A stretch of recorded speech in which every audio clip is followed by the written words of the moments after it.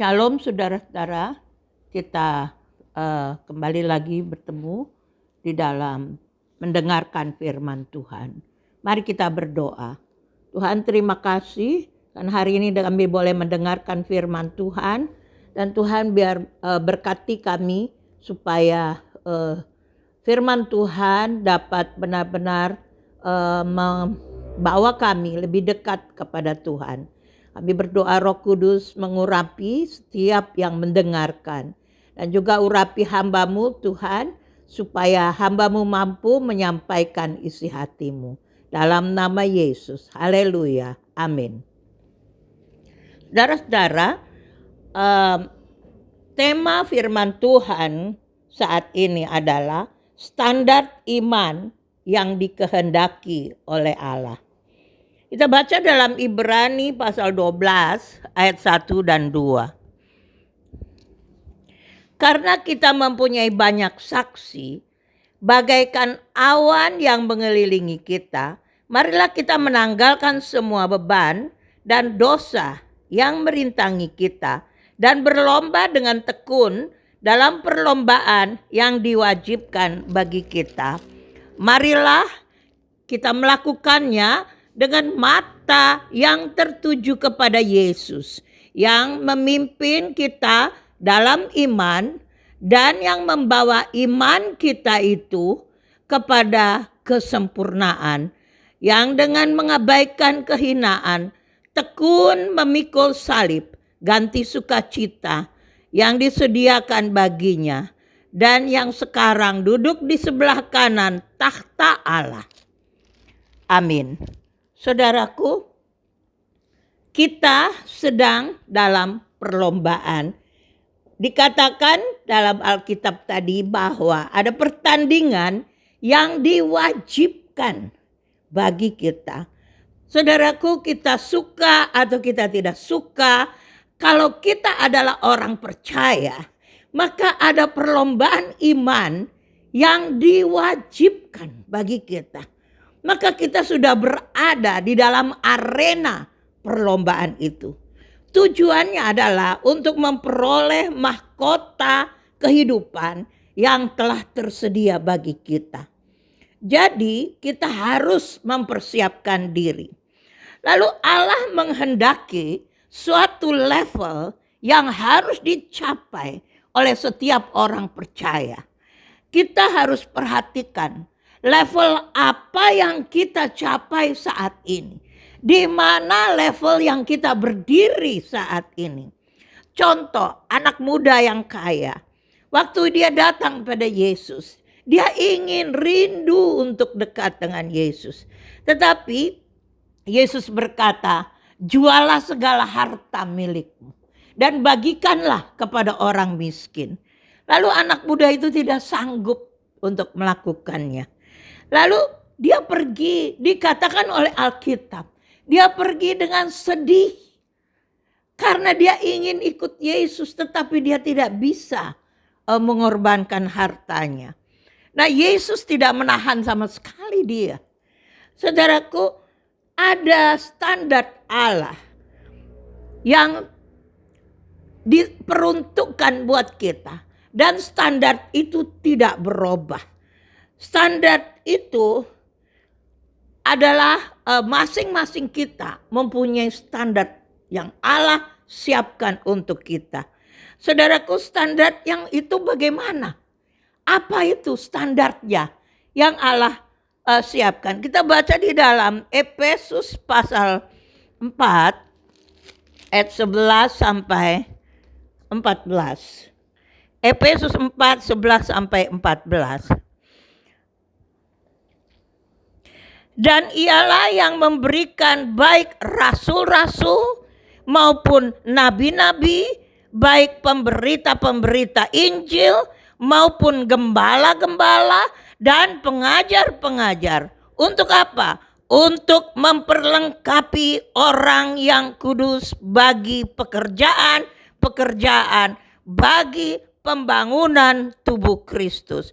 Sampai kita semua telah mencapai kesatuan iman dan pengetahuan yang benar tentang anak Allah, kedewasaan penuh dan tingkat pertumbuhan, yaitu sesuai dengan kepenuhan Kristus. Sehingga kita bukan lagi anak-anak yang diombang-ambingkan oleh rupa-rupa angin pengajaran, oleh permainan paksa palsu manusia dalam kelicikan mereka yang menyesatkan. Saudaraku, Allah menyiapkan para gembala, para penginjil, rasul, semua itu untuk supaya orang-orang percaya ditingkatkan imannya. Dikatakan sampai kita semua mencapai kesatuan iman. Kesatuan menjadi satu dalam iman, dalam level yang tinggi yang Tuhan tetapkan. Dan apa levelnya itu? Adalah kepenuhan Kristus, kedewasaan penuh dalam tingkat pertumbuhan yang sesuai dengan kepenuhan Kristus. Sehingga kita tidak diombang-ambing lagi oleh angin-angin pengajaran, tetapi kita menjadi dewasa dalam rohani. Allah punya standar. Saudaraku, gereja mula-mula mereka Allah berikan mereka, Allah izinkan mereka mengalami penganiayaan. Sehingga iman mereka didongkrak. Mereka harus meninggalkan harta. Mereka mempertaruhkan keluarga. Mereka mempertaruhkan bahkan nyawa mereka sendiri pada gereja mula-mula. Sehingga iman mereka naik. Dan saudara tahu pada saat itu orang-orang yang tetap menjadi orang percaya adalah orang-orang yang berkualitas di dalam rohani mereka. Saudaraku, pertumbuhan rohani, pertumbuhan iman menuju kepada kedewasaan rohani, itu yang Tuhan inginkan bagi kita. Iman kita harus berada pada level yang seperti itu. Dan saudaraku, iman itu berasal dari kata pistis, bahasa Yunani. Dari kata kerja pisteuo, artinya adalah percaya menurut kebenaran firman Tuhan. Artinya adalah percaya meskipun belum melihat. Seperti apa yang Yesus katakan kepada Thomas, karena engkau telah melihat aku, maka engkau percaya. Tetapi berbahagialah orang yang tidak melihat, namun percaya. Kita tidak pernah melihat Yesus. Bahkan dalam mimpi pun kita tidak melihat Yesus. Tetapi kita percaya. Kita percaya sungguh-sungguh apa yang Yesus katakan tentang Yesus. Saudaraku, dan itu adalah iman itu. Contoh lagi kedua, Nuh membuat bahtera disuruh oleh Tuhan. Tidak ada tanda-tanda mengapa dia harus buat bahtera. Tetapi dia ikut, dia turut. Karena dia percaya kepada Tuhan. Dia percaya setiap perkataan yang Tuhan katakan. Nah, saudaraku, dalam Ibrani 11 ayat 6. Ibrani 11 ayat 6 itu dikatakan, tetapi tanpa iman tidak mungkin orang berkenan kepada Allah.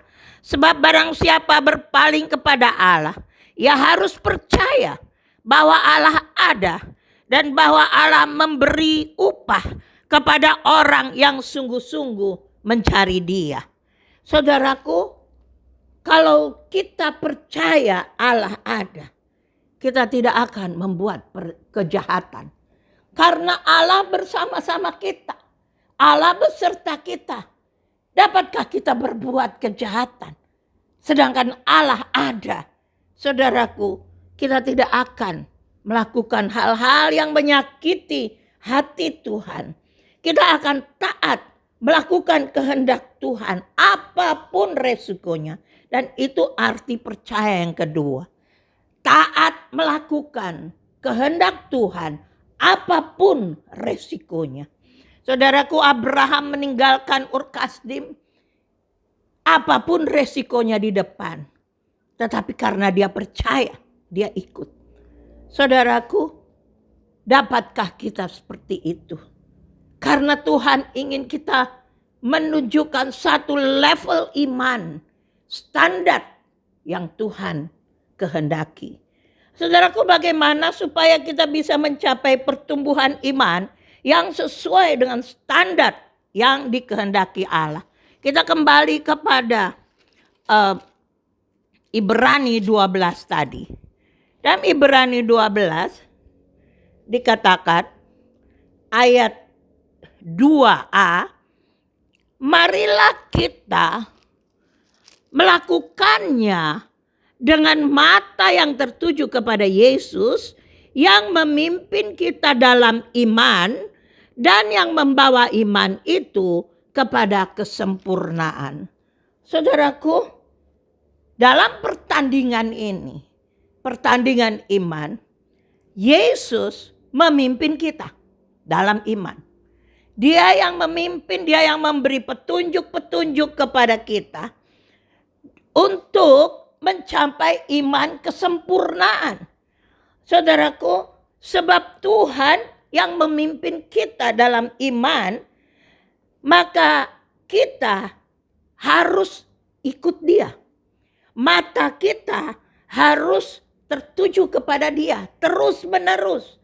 Saudaraku, sekali aja kita tidak tertuju kepada dia, kita sudah melenceng. Kita sudah belok ke tempat yang lain. Kita tidak berlari di jalur yang Tuhan kehendaki. Hati kita harus terarah kepada Yesus.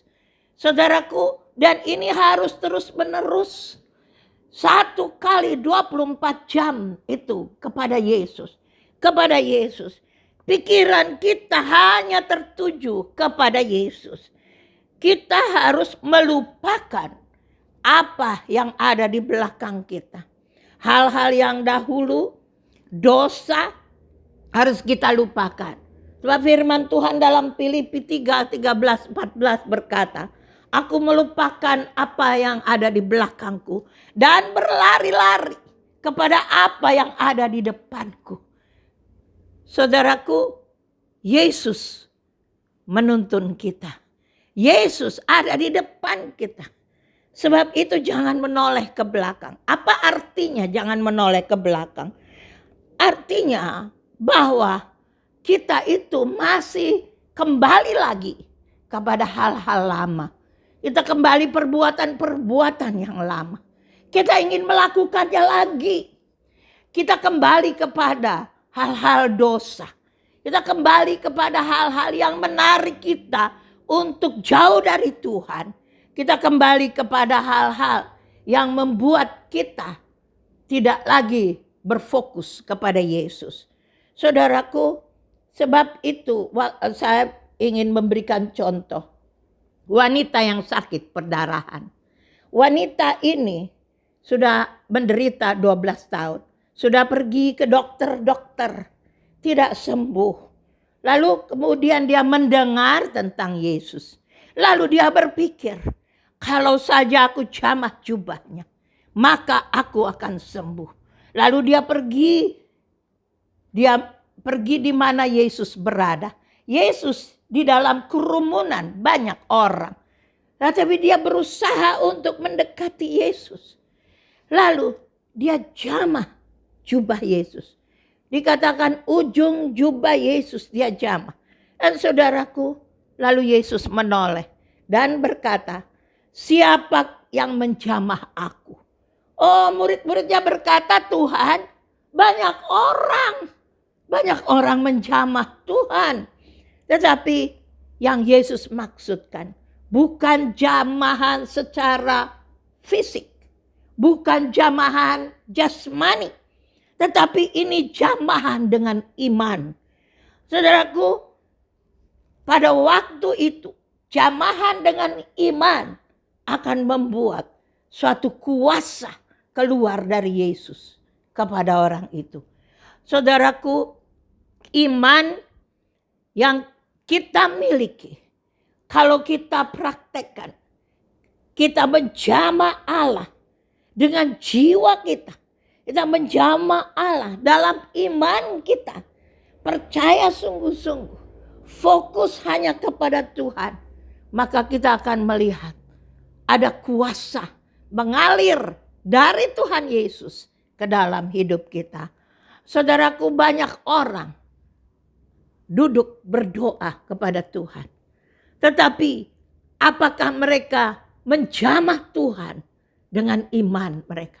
Apakah mereka menjamah Tuhan dengan jiwa mereka? Saudaraku, biar kita lihat hidup kita. Allah ingin kita memiliki satu iman yang levelnya selevel dengan standar iman yang Allah inginkan.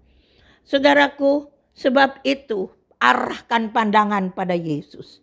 Arahkan pikiran hanya kepada Yesus. Wanita ini, dia tidak pikir akibatnya. Dia bisa dilempar, dirajam dengan batu. Dia tidak pikir apapun. Yang dia pikirkan Yesus. Yesus, asal saja aku jamah ujung jubahnya, aku akan sembuh. Saudaraku, yang kedua, kita lihat lagi Ibrani 12 ayat 1. Karena kita mempunyai banyak saksi, bagaikan awan yang mengelilingi kita, marilah kita menanggalkan semua beban dan dosa yang begitu merintangi kita. Marilah kita menanggalkan semua beban dan dosa yang begitu merintangi kita. Saudaraku, menanggalkan segala kuk perhambaan. Menanggalkan beban-beban persoalan. Saudaraku, kalau saudara khawatir terus, itu menjadi beban saudara. Tidak mungkin saudara bisa berlari di dalam pertandingan. Saudaraku, seorang pelari tidak memakai pakaian yang lengkap. Apalagi dengan digantung oleh benda-benda yang berat. Saudaraku, seorang pelari akan berpakaian seringan mungkin supaya dia bisa berlari dengan bebas. Saudaraku, beban adalah sesuatu yang mengikat kita sehingga membuat kita tidak bisa bertumbuh di dalam iman kepada Tuhan. Beban itu bisa khawatir. Saudaraku, khawatir akan hidup ini. Khawatir apa yang akan aku makan, apa yang akan aku pakai. Khawatir bagaimana anakku masa depan. Khawatir. Saudaraku, itu menjadi beban yang memberati kita. Sehingga kita tidak bisa berlari dengan bebas. Kita tidak bisa maju. Kita hanya jalan di tempat. Nah, saudaraku, di dalam Matius 11 ayat 28. Yesus berkata, marilah kepadaku, hai kamu sekalian, yang letih lesu dan berbeban berat. Aku akan memberi kelegaan kepadamu. Saudaraku, mengapa? Supaya beban itu terlepas. Percayakan hidupmu kepada Tuhan. Serahkan hidupmu kepada Tuhan. Masa depan semua kita tidak ada yang tahu. Tetapi masa depan itu ada di dalam tangan Tuhan. Sebab itu biar hidup ini hanya Tuhan. Serahkan semuanya. Serahkan segala khawatirmu kepada Tuhan. Saudaraku, maka kita dapat berlari. Dikatakan menanggalkan bukan hanya beban-beban, tetapi juga dosa. Ada dosa-dosa yang menghalangi pertumbuhan rohani. Dosa-dosa yang kita tetap lakukan. Saudaraku, mari kita bertobat. Mari kita tinggalkan semuanya itu. Karena itu akan membuat pertumbuhan iman terganggu. Saudaraku, itu yang kedua. Yang ketiga, Kembali ke dalam Ibrani 12 ayat 1. Dan berlomba dengan tekun dalam perlombaan yang diwajibkan bagi kita. Saudaraku, berlomba, lari dengan tekun dalam perlombaan yang diwajibkan bagi kita. Saudaraku, kita melakukannya dengan rajin. Jangan sampai malas kita. Kita dengan rajin dan bersungguh-sungguh hati melakukannya. Artinya setia untuk melakukan kehendak Allah. Saudaraku, sebab Allah memperhatikan hidup kita. Allah ada. Allah memperhatikan apa yang kita lakukan. Apa yang kita bicarakan. Apa yang kita pikirkan. Allah mengerti, Allah tangkap apa yang kita perbuat. Sebab itu kita harus sungguh-sungguh kepada Tuhan.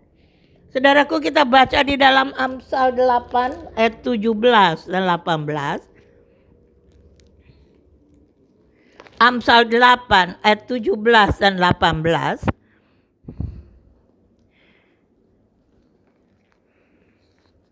Aku mengasihi orang yang mengasihi aku. Dan orang yang tekun mencari aku akan mendapatkan aku. Kekayaan dan kehormatan ada padaku. Juga harta yang tetap dan keadilan. Saudaraku, kalau kita tekun, firman Tuhan berkata bahwa orang yang tekun mencari aku akan mendapatkan aku. Saudaraku, kalau sampai kita bisa dekat dengan Tuhan, mendapat tempat di hati Tuhan, maka kita sangat berbahagia. Saudaraku, tekun adalah suatu hal yang Tuhan inginkan. Ketekunan itu penting karena itu akan menjadi karakter dari murid Yesus. Saudaraku, persoalan, tekanan-tekanan boleh datang. Tetapi mungkin persoalan itu banyak. Seperti persoalan kebutuhan keuangan. Apalagi dalam keadaan pandemik. Kebutuhan keuangan. Keadaan yang kurang menguntungkan. Kesusahan-kesusahan. Penyakit. Penganiayaan. Kesepian.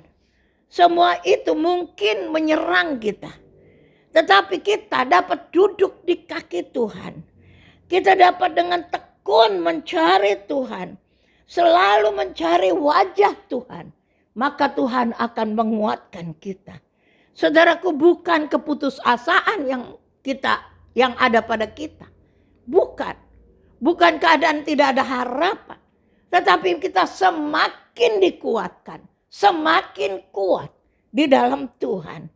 Karena kita mencari wajah Tuhan. Saudaraku, di dalam Yakobus 1 ayat 2 sampai 4 itu berkata bahwa saudara-saudaraku, anggaplah sebagai suatu kebahagiaan apabila kamu jatuh dalam berbagai-bagai pencobaan. Sebab kamu tahu bahwa ujian terhadap imanmu itu menghasilkan ketekunan. Dan biarkanlah ketekunan itu memperoleh buah yang matang. Supaya kamu menjadi sempurna dan utuh dan tak berkekurangan suatu apapun. Saudaraku, kalau kita dengan sungguh-sungguh kepada Tuhan, maka persoalan-persoalan itu akan menghasilkan ketekunan.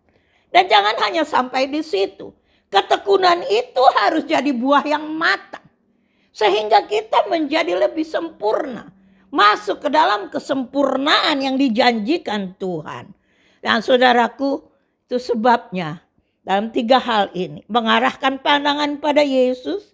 Yang kedua, menanggalkan semua beban-beban dan dosa. Yang ketiga, memiliki ketekunan. Amin. Saudaraku, kita akan masuk dalam perjamuan kudus. Mari saudara siapkan hati kita dan siapkan juga siapkan roti dan anggur di rumah masing-masing.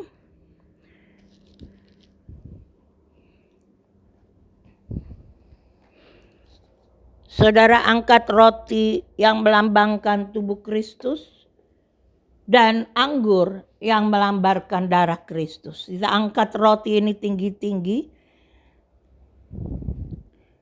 Barang siapa dengan cara yang tidak layak makan roti atau minum cawan Tuhan, ia berdosa terhadap tubuh dan darah Tuhan.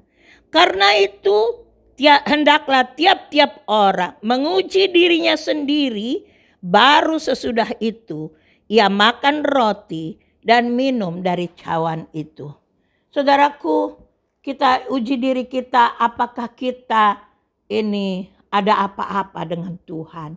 Dan izinkan Tuhan untuk menyucikan kesalahan kita. Minta ampun kepada Tuhan. Dan biar darah Yesus menyucikan kita. Saudaraku, kita berdoa, Tuhan berkati roti yang melambangkan tubuh Kristus dan anggur yang melambangkan darah Kristus ini. Berkati Tuhan supaya kami dapat mengambil bagian di dalam perjamuan kudus Tuhan. Dalam nama Yesus. Haleluya. Amin. Saudaraku, kita angkat roti ini tinggi-tinggi. Sebab itu apa yang telah kuteruskan kepadamu telah aku terima dari Tuhan, yaitu bahwa Tuhan Yesus pada malam waktu ia diserahkan mengambil roti dan sesudah itu ia mengucap syukur atasnya, ia memecah-mecahkannya dan berkata, inilah tubuhku yang diserahkan bagi kamu. Perbuatlah ini menjadi peringatan akan daku. Bukankah roti yang kita pecah-pecahkan adalah persekutuan dengan tubuh Kristus? Amin. Kita makan bersama dalam nama Yesus. Kita angkat cawan ini tinggi-tinggi.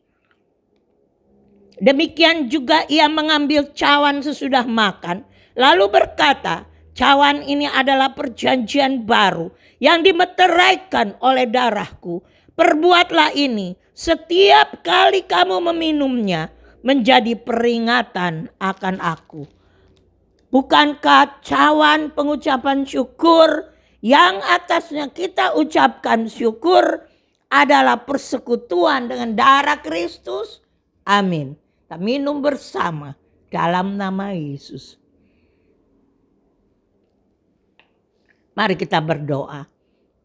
Terima kasih Tuhan untuk firman Tuhan hari ini.